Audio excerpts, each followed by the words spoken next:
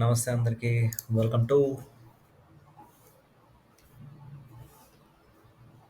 నమస్తే అందరికీ.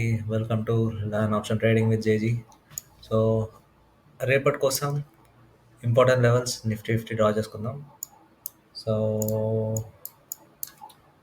Important levels నేను చూస్తుంది first 23,142, next important support 23,183, and next important support 23,072, and next important support 23,042, next important support 23,985.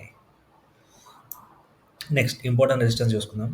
So important resistance ఇక్కడ draw చేయడానికి మనకి ఏం లేదు కాబట్టి బ్యాక్ టు హిస్టరీకి వెళ్ళి అక్కడ ఇంపార్టెంట్ లెవెల్స్ ఏంటి అనేది డ్రా చేసుకుందాం.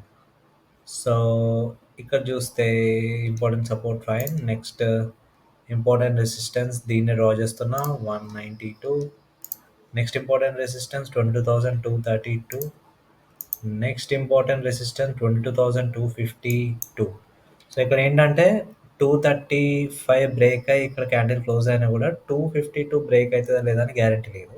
పైకి వెళ్ళి మరి రివర్సల్ అవ్వచ్చు, అందుకని చెప్పి ఇట్లా చిన్న చిన్నవి ఉంటాయి. ఇక్కడ కూడా అంతే. అండ్ నెక్స్ట్ ఇంపార్టెంట్ లెవెల్ ఇది 23,277, and next important level 23,324, next important resistance 20,351, and next important resistance 23,371. So ఇక్కడ మల్టిపుల్ రెసిస్టెన్స్ ఉన్నాయి, సో జాగ్రత్త. బేసిక్గా ఈ రేంజ్లో ఉంటే అసలు ట్రేడ్ తీసుకోకండి. లైక్ ఇదంతా రేంజ్ బౌండ్ అయ్యే ఛాన్సెస్ ఉండొచ్చు, ఏమన్నా ఉండొచ్చు.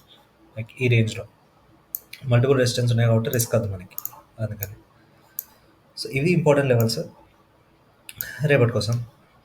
అండ్ బ్యాంక్ నిఫ్టీకి సంబంధించిన ఇంపార్టెంట్ లెవెల్స్ ఆల్రెడీ డ్రా చేసి పెట్టినా. అండ్